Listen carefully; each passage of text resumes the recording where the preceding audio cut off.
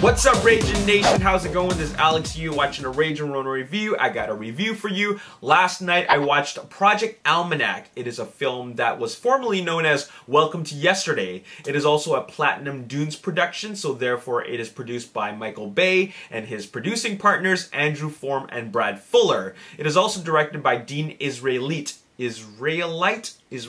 Anyways, I don't know, but it is his directorial debut, and that's what Platinum Dunes is all about. It's a production company which actually gives a lot of new and upcoming directors an opportunity to direct films, because everybody's got to start from somewhere. If Platinum Dunes sounds familiar, they are the production company who is also responsible for a lot of horror remakes or reboots, such as the Texas Chainsaw Massacre, the Friday 13th reboot, and all its sequels, as well as the Amityville Horror, and also, most recently, the Teenage Mutant Ninja Turtles reboot. Anyways, so here comes Project Almanac, and from what I can tell, based on what I've seen, if I had to summarize it, it is a high school movie, it is a found footage movie, and it's a time travel movie. So it's like Project X meets time travel. Okay, Project X is also that found footage high school or college party movie. But anyways, that's what happens in this movie. A lot of partying, a lot of just high school kids having fun because they don't understand the responsibilities of actually owning a time machine. If they have a time machine, they decided they want to change things, they want to have fun. Obviously, this leads to some problems, okay? Now, there are a lot of time travel movies out there, and I am very, very intrigued and interested by the time travel genre. Of course, the best one was Back to the Future. Is Back to the Future and still is Back to the Future. And the most common theme about time travel movies is making changes. Okay, whether you're going back in time or going to the future or staying in the present to make changes for the future, it doesn't matter.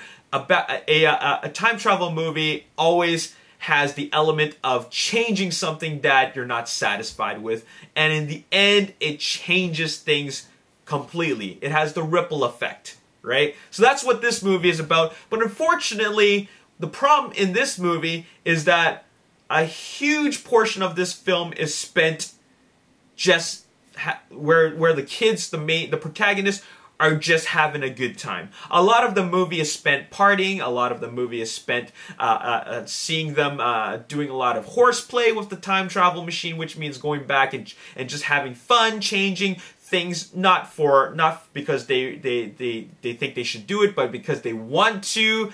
And there's a lot of just goofing around going on, and I find that it's very, very boring.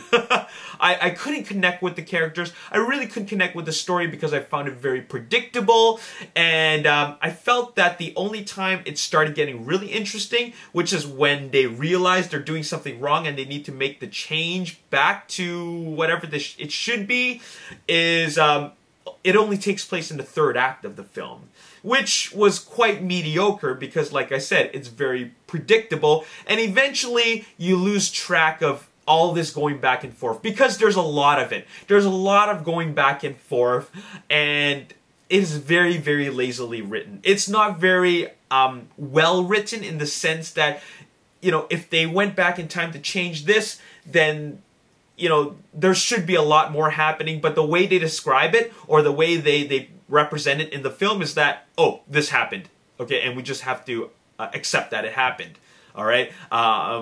They don't explain how it happened. They just say, this happened, and then this happened, and this happened, and then this happened, but they don't go into full details. They just accept it for what it is. They take it for face value, and we as the audience, we are supposed to take it for face value, and we're supposed to accept that it happened, and then they're just supposed to go back in time, and there's just a whole lot of going back in time with a lot of ease, okay? And that in itself just makes me lose my interest because it really insults my intelligence about how they believe that time travel works.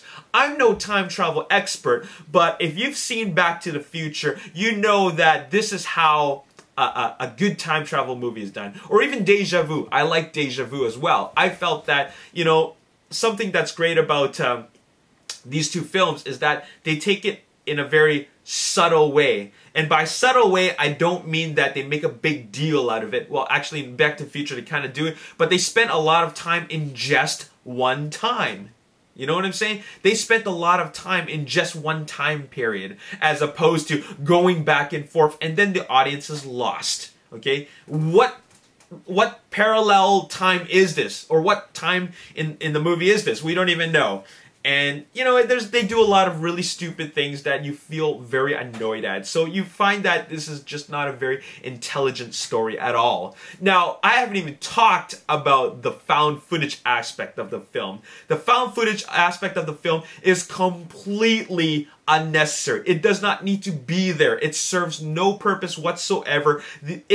Okay, fine. There's only one purpose that it serves, and that is when they started using the GoPro, and that is to allow the audience to see what it looks like from the third-person perspective of what the time travel process is like. That's the only purpose it serves. But other than that, there's no reason why they need to have it being found footage, because there's a lot of points in time where it's not really well done. You hear music playing in the background, but then it changes angles. Okay, and I'm thinking, who the hell's carrying the other camera? It doesn't make sense. Why are there different angles, right? So, you know, it's really gimmicky. I find a lot of found footage films today are very gimmicky. Okay, there's only 3 found footage films that do it right. Blair Witch Project, which introduced the concept and it brought you into the forest. I felt Cloverfield did it really well because it brought you into the whole like New York under attack a concept. All right, you felt like you were there under attack by giant kaiju. And to top things off, there was a reason why they're carrying the camera to begin with. Okay, it was to film this going away video. All right, this farewell video. So it serves a purpose and it's there for a reason. They explain that very, very well. Chronicle does it really, really well. Chronicle does it well because the guy's a blogger and there's multiple cameras everywhere, and the camera actually plays itself like a character as well. As the movie progresses, the camera upgrades itself, and they're able to control the camera movements telepathically.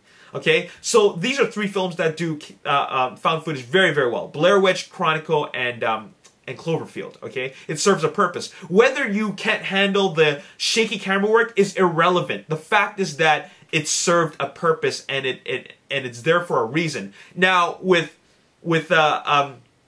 Project Almanac, the found footage, it jumps back and forth into like, is it a found footage film or is it like a regular film? Because a lot of times the film kind of forgets that it's a found footage film, and then it plays itself like out like a regular film. So why does it need to be a found footage film? And to top things off, when the guy's wearing a GoPro on his thing, it's always pointing like upwards. It's not like, that's some poor attention to detail. It's never really pointing directly forward, it's pointing upwards. Okay, so that's just silly. Okay?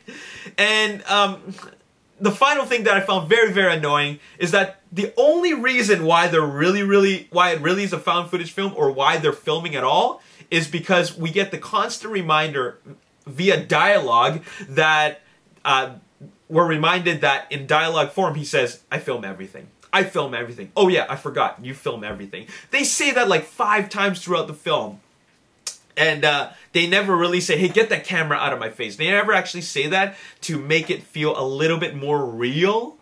Okay? So so we're constantly reminded where they're filming because they just like to film. It's not for a blog, it's not for like a YouTube. It's just because I film everything. Okay? And that's just silly. It's borderline annoying. Anyways, I cannot recommend this film at all. It's a very poorly made film, as with a lot of Platinum Dune films are. A lot of Platinum Dune's films are very, very poorly rated. Okay, they're just not very good. There's not a whole lot of thought put into them, but I still think it's a process, because a lot of these directors are new directors, therefore they're new storytellers, and they miss out a lot of things. Okay, and so too bad. You know, it's unfortunate. It's a time travel movie, and I like the time travel genre, but this is really a film about kids acting like idiots. They're acting like jackasses, and it really does insult your intelligence, okay?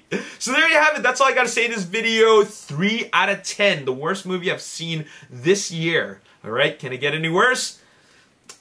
Stay tuned for my next review and we'll find out. As always, if you enjoyed this review, hit the like button, subscribe to the YouTube channel, like me on Facebook, The Ragin Nation. Also follow me on Twitter, @RaginNation. My name is Alex. Thanks for watching. See you next time. Peace. This would consist of Kristen Wiig, who was in Bridesmaid and The Secret Life of Walter Mitty, Melissa